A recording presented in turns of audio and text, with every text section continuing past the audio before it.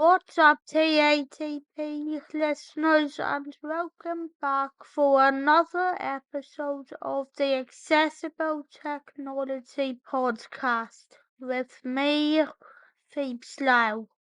If this is your first time listening to this podcast, this is a podcast all about the most accessible modern day technology, as well as the least accessible everyday modern technology, and which also sometimes gets into giving advice to technology companies on how they can make their technology even more accessible, which is something that I have had a very big personal interest in for ages, given that I am paralysed from the neck down and therefore physically disabled.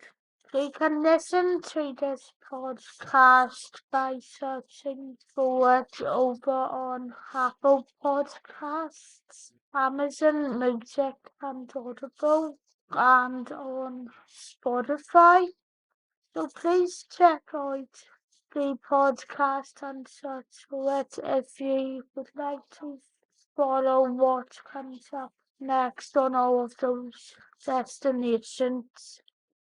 However, if you'd like to support the podcast and the content I produce in other ways, you can also support it by going over to the Phoebs now Buy Me a Coffee page, where you will also be able to find exclusive episodes that aren't part of the podcast, as well as checking out a shop that I plan to open at some stage, where you'll be able to buy other products, so please consider checking it out.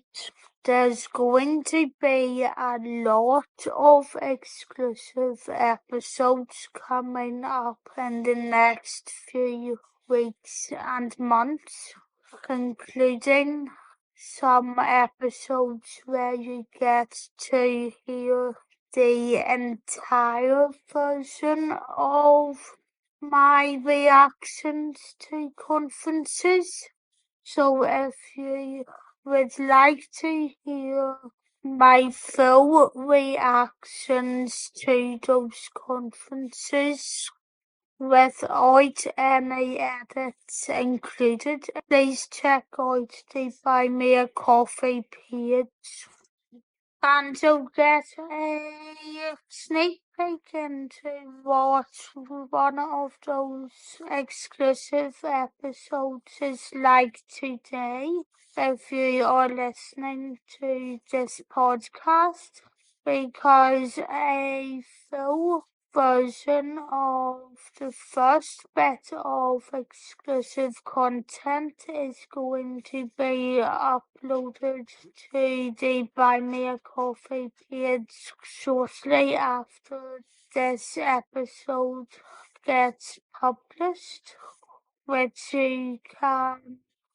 listen to by checking out my memberships on the Buy Me a Coffee page and joining to see if you can listen to the full reaction to today's conference. But in the meantime, what you'll get to hear in this podcast episode, if you can't afford to join a membership, is the cut down edited version of the same episode as we jump into my reaction to the Xbox's Developer Direct Conference of 2024, which was aired on the 18th of January, so only a few weeks ago.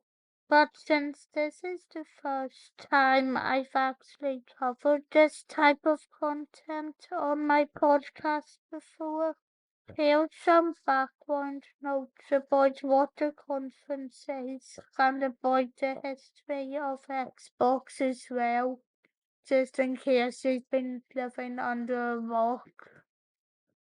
So starting at the start of the Xbox's history, the Xbox is basically a game console sold and made by Microsoft, which was first released in 2001.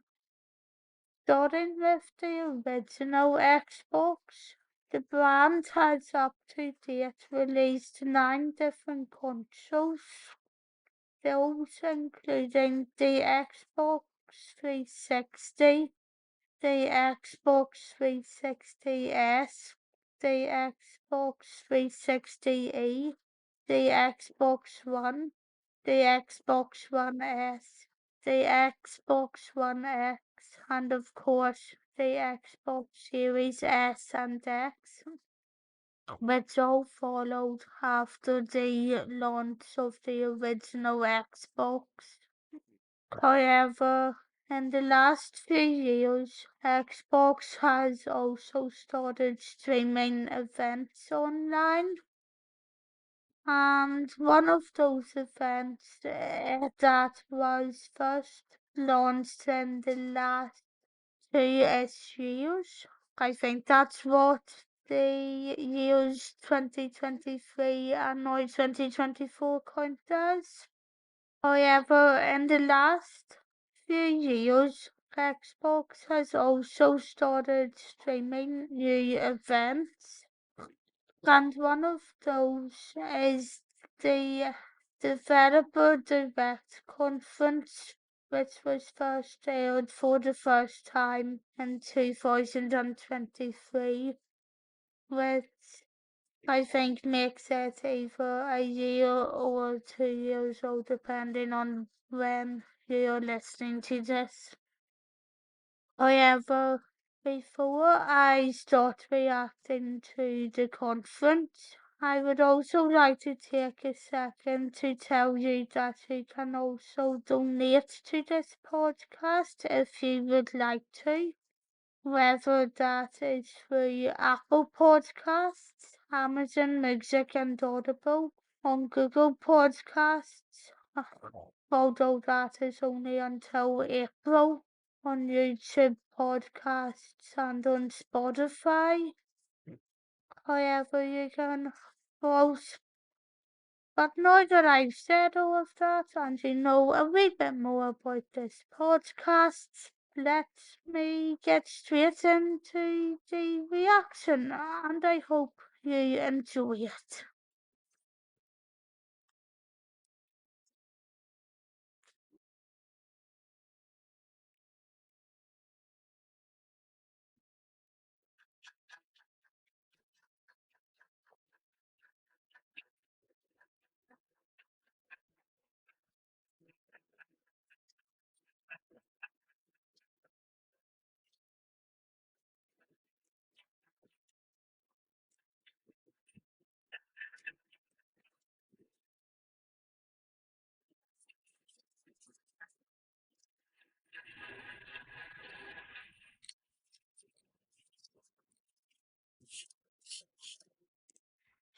Really interesting opening there. So I feel like that really tells you about how Xbox are trying to sell more for the accessibility community, and I think that's really a good thing.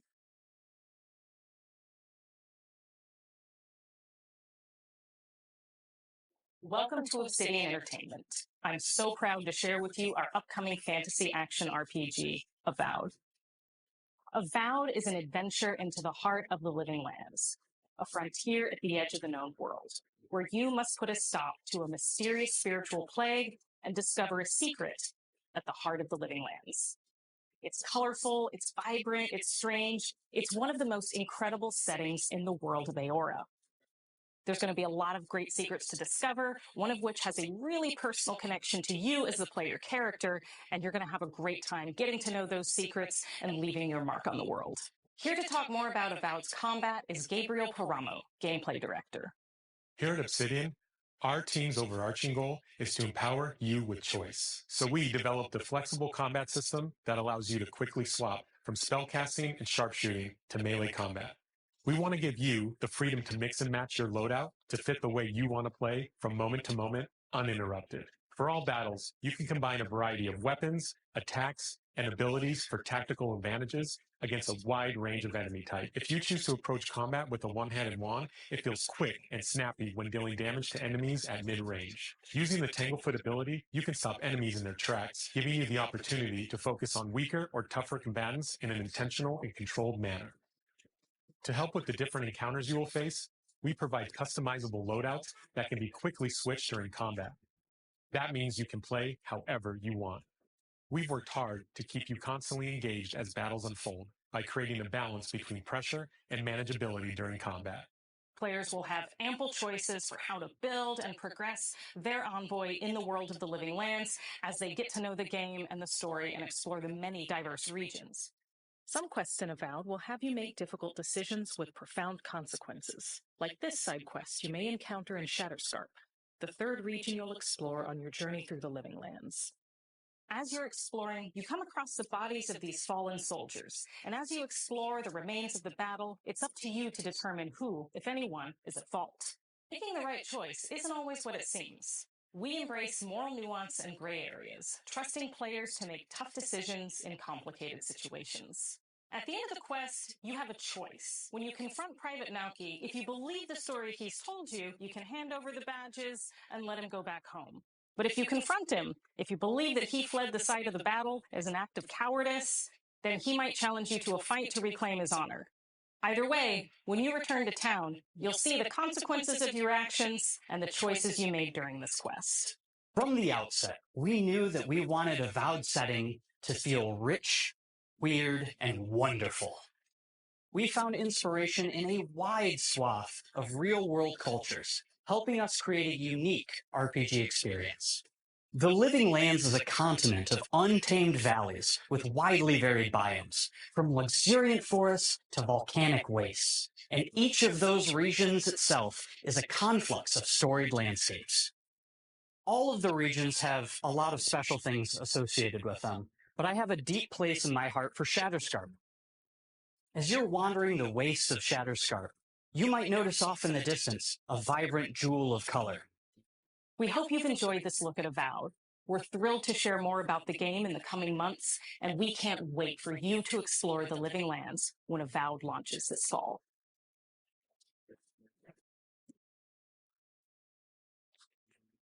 So Avoid looks like a really interesting game overall.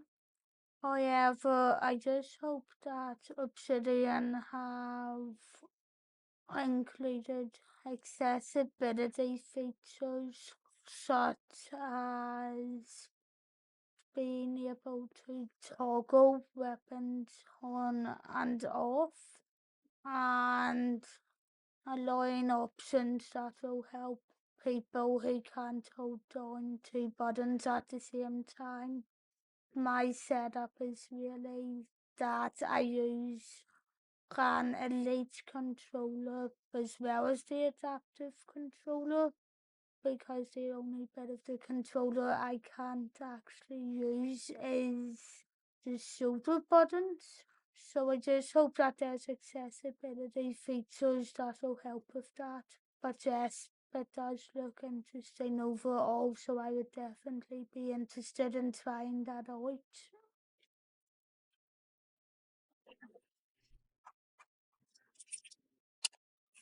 Hi, I'm Don Matthews, studio head here at Ninja Theory in Cambridge, UK. We're now in the final months of development on Senua's Saga Hellblade 2, and the team is working hard to bring you an unforgettable journey into Senua's unique world and her battle for survival. Senua is back with a new quest. She wants to stop the Vikings who raided her village right at their source, in Iceland. But not just her quest has changed. Senua herself has grown since the first Hellblade. She's made peace with her past and is no longer in such fear of her visions and voices. In the game, Senua arrives in 10th century Iceland on the trail of the Vikings who have been enslaving her people.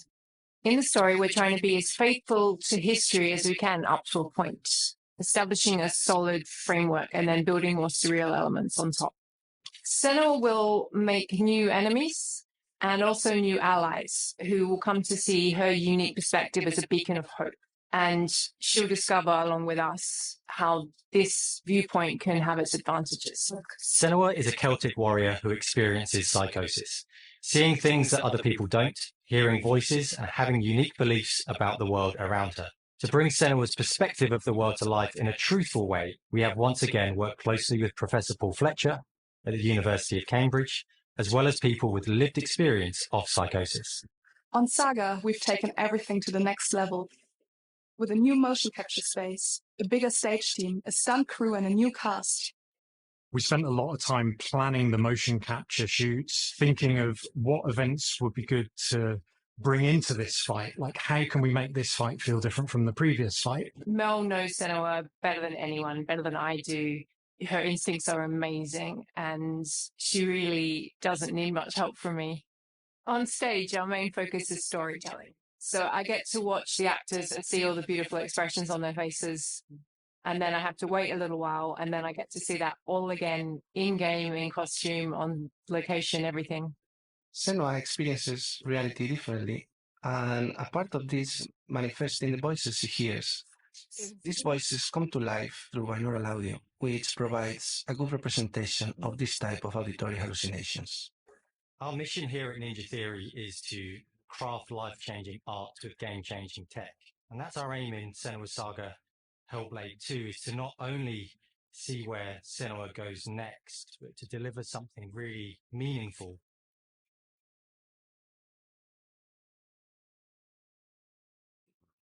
I really like the detail that the team behind Hellblade 2 have went into when it comes to understanding someone with psychosis and who hears voices in their head. However, moving on to another accessibility note, I just really hope that the game will allow you to change the difficulties when it comes to picking more accessible gameplay, as well as letting you toggle options if you need to do things slightly easier, although I don't think it looks like that type of game where toggling would be that important. But as well as that, I also think that if any jumping is included in the game, may be included in a button press that automatically jumps for you would be a good thing. Just a quick explanation that I did actually record the reaction to the new mana game. However, unfortunately, only the beginning of it gets explained in English and the rest is in Japanese. So, if you would like to watch that, you can go over to my Patreon. That game, Visions of Mana, really does look exciting, and I really would like to play it when it comes out in the summer. However, what I think is worth mentioning is that we might need more details on what the accessibility features are going to be like, such as when in those combat scenes when you're doing spells and when you go into the air to do spells as well. if I can't in my own condition, it would be difficult for me to hold down a button for a long period of time while doing all of that. So I wonder if there could be an accessibility feature that would let you just hit a button to do that at once and then just move around with your joystick or analog stick while doing spells in the air. I don't really know what a feature like that could be called, but anyway, the game does look very interesting, and in fairness to Square Enix, they are very good developers as far as accessibility has went over the last few years. So, yeah, hopefully they're able to come up with something.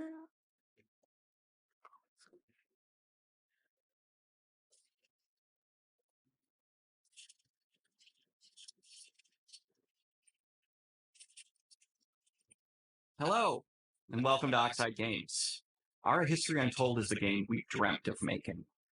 Ara is an homage to historical gamers, strategy gamers, 4X gamers.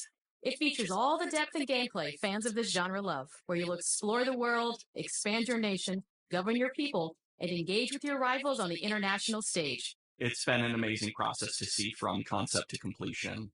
We started small, building a robust game engine, questioning our design assumptions, and prototyping out features, rediscovering what made us fall in love with strategy games in the first place. The end result is Ara, the historical grand strategy game that presents a living world where you can rule how you want to rule and chart your own path to becoming the most prestigious nation on the planet. We also wanted to explore more and different parts of history and give players from around the world the chance to see the game reflect their unique perspective and not just ours. And finally, we knew that for players to feel the impact of their decisions, they would need to see their choices reflected in the game world itself. To win a game of Ara, players will compete with their rivals to build the most influential, impressive, and important nation the world has ever known. This is measured by prestige, the player's score that proves their worth as a leader. The prestige system gives players the chance to decide what kind of leader they want to be. Do they want to pursue great works of arts and culture? Military might? Scientific advancement? The choice is theirs. Personally, when I play Ara, I like to build triumphs. Triumphs are our collection of incredible monuments and architectural achievements from throughout human history. Like the Great Pyramid of Giza. Hard to build, but worth it. Another aspect of Ara that I'm personally excited about is our crafting system. The crafting system offers a unique challenge to the player that they generally won't see often in the 4X genre. Succeeding at balancing, gathering the right things, turning them into the tools that you need, and then finally getting to the outcome or reward of something like an important improvement or triumph. I'm proud of the work that's gone into our simultaneous turn system. Many strategy games have players alternate taking turns and reacting to their opponent's moves. In Ara, all players' actions are resolved at the same time. This rewards players' ability to navigate uncertainty, to predict and strategically plan for a variety of scenarios in the moment. It's not easy sifting through all of history. For Ara, we wanted to offer a fresh perspective, so we looked at cultures and societies throughout the millennia with the broadest lens possible. For us at Oxide, player feedback is the only way to really understand what you're making. It gives us that priceless perspective from the people we're making Ara for, you. Building the game alongside real players has given us that critical player feedback. In the end, we believe this makes for a deeper connection between the players and the game. We can't wait for players to get their hands on the game later this year. But the launch of Ara is only the beginning. We are going to maintain our insider program after the release date and continue to listen to players and support the game into the future.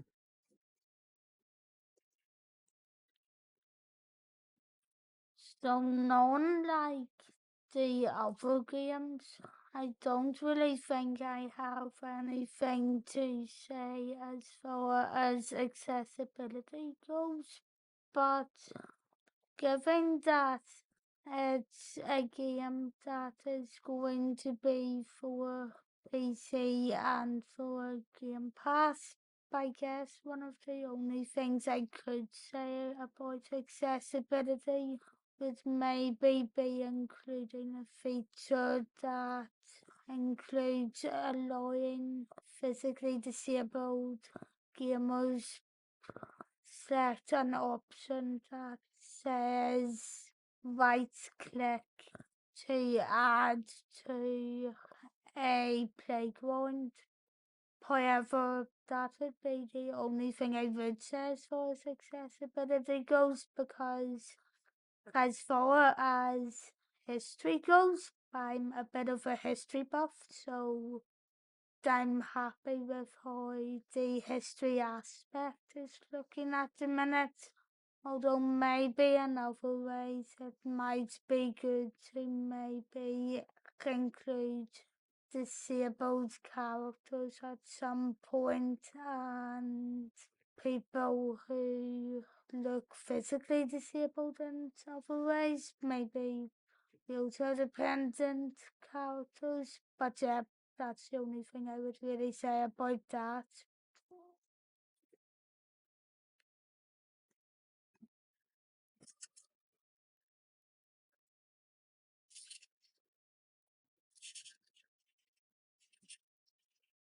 We are really excited to finally be able to share our work on Indiana Jones.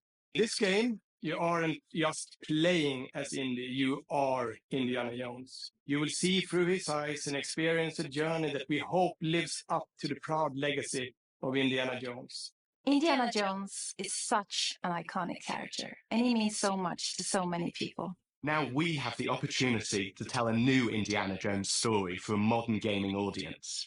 Our game is all about putting you in Indy's shoes, letting you see and feel what he sees and feels. For us at Machine Games, we do that best through first person. Whether it's cracking your whip, solving puzzles in ancient temples, or seeing your knuckles go bloody in a fist fight, all of these moments are much more intense in first person.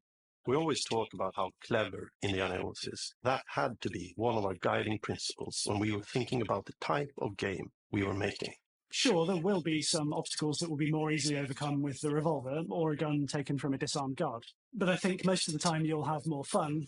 We always want to be offering more solutions, whether it's trying a different path through the environment to get around enemies, observing enemy patrols and using them to your advantage, or using the tools at your disposal. One of our mottos for Indiana Jones and the Great Circle is adventure first. But in every indie adventure, there are always those moments where he finds himself in the action. That's been one of those balancing acts for us, and we've ended up with this sort of hybrid experience that mixes melee combat, stealth, and gunplay. How you approach any given situation is up to you. You may choose to sneak around an enemy patrol, or maybe you'll just pick up a shovel and whack them on the back of their head. And when you can't use your wits, you got Indy's most iconic tool. I want to thank you all for joining us for our big reveal of Indiana Jones and the Great Circle. I'm also very excited to announce that Indiana Jones and the Great Circle will be coming later this year, and we cannot wait to share more soon.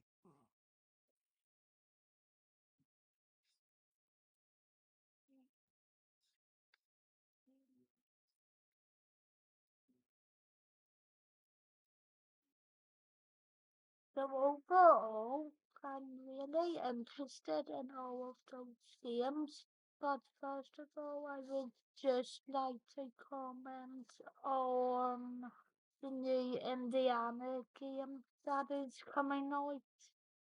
By all means, it also looks amazing, and I will try it out when it is released. But there's a couple of things I just want to say as far as accessibility goes. Although I have tried to get into the Indiana Jones games in the past, I haven't really had that much success with them because of the lack of accessibility features. If you have to jump a lot, I find, in the Indiana Jones games, which is why in the new game I hope that they could have one of those easy jump options where you just have to click the A button once and it automatically jumps over or up on a surface, because that would be a lot easier for me personally. Just like what the jump option in Hogwarts Legacy is like.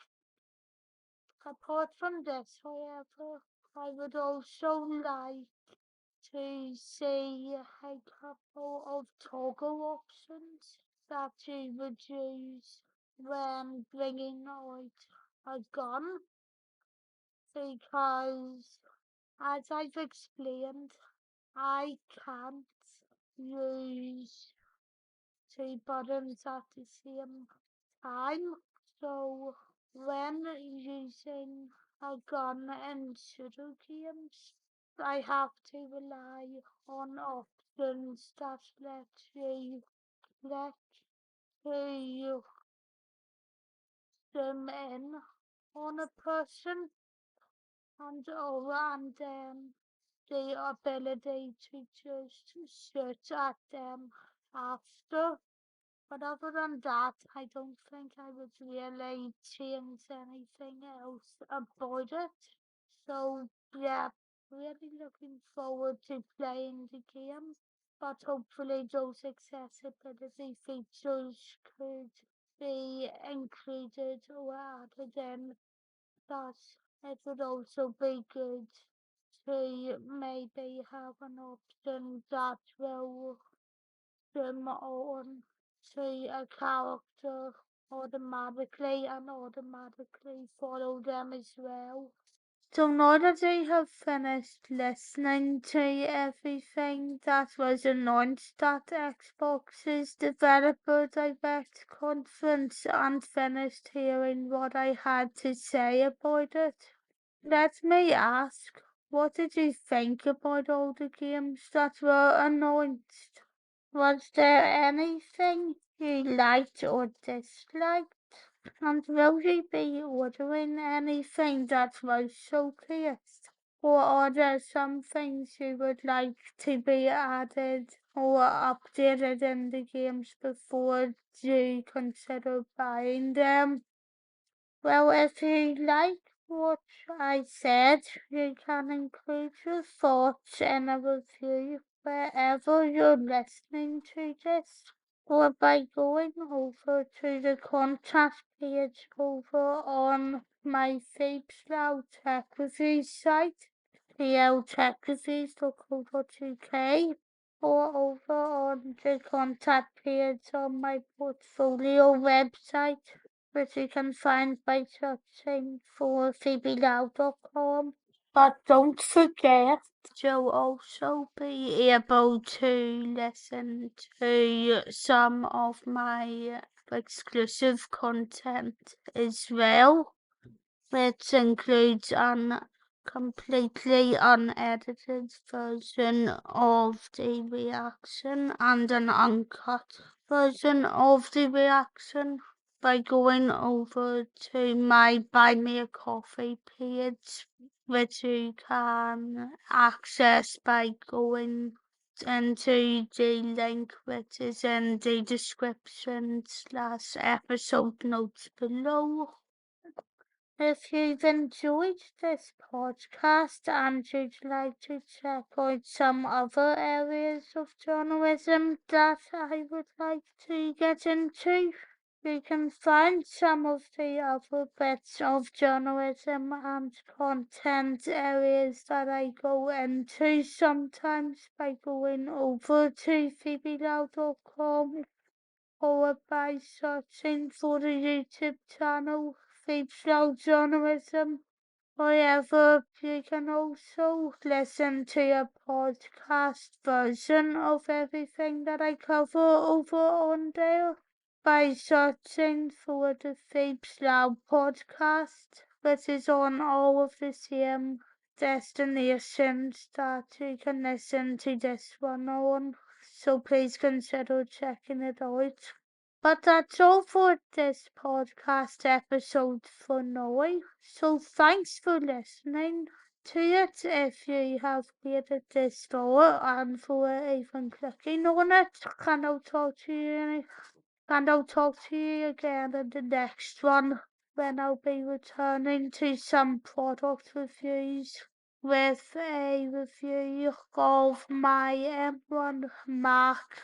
A wee bit of a comparison episode between my M1 Mac, my M1 Pro Mac and my Intel 2015 Mac. And then I'll be getting back into reviewing the customized DSi that I'm still checking out, as well as sometimes getting into a few more gaming episodes, such as checking out other bits of custom and accessible gaming hardware, as well as other bits of accessible technology that I'm interested in checking out. But anyway, as I said, thanks for listening, and I'll talk to you all in the next one. Bye!